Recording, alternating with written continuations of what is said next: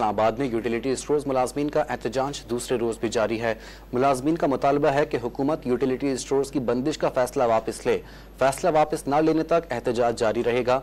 तफसील जानते हैं डॉन न्यूज़ के नुमाइंदे उमैद अली से। उमैद, मुलाजमीन का यूटिलिटी स्टोर की बंदिश के हवाले से मजीद क्या कहना है और क्या मुतालबात सामने आए हैं? जी, वज़ीर-ए-आज़म पाकिस्तान मियां मोहम्मद शहबाज शरीफ ने यूटिलिटी स्टोर को 2 हफ्तों में वाइंड अप करने का फैसला किया।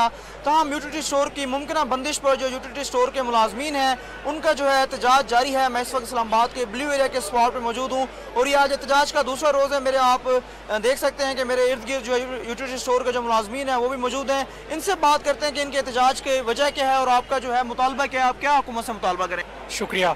हम हुकूमत पाकिस्तान से ये मुतालबा करते हैं कि जल्द अज जल्द ये फ़ैसला वापस किया जाए, क्योंकि इसमें 11,000 साढ़े 11,000 मुलाजमीन जो हैं वो मुतासर हो रहे हैं और उससे वाबस्ता बहुत सारे ऐसे ट्रांसपोर्टर, वेंडर्स और दूसरे जो हजरात हैं वो भी मुंसलिक हैं। तो इस तरह से ये कम अज़ कम भी 5 लाख ख़ानदानों पे असरअंदाज होगा ये फ़ैसला।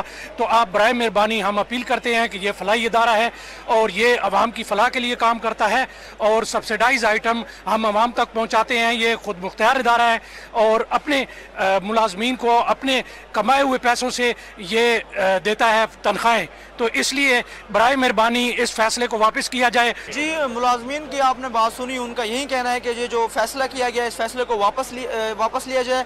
तो हम उनका ये भी कहना है कि अगर ये फैसला वापस ना लिया गया तो उनका ये जो धरना है वो जारी रहेगा। जी।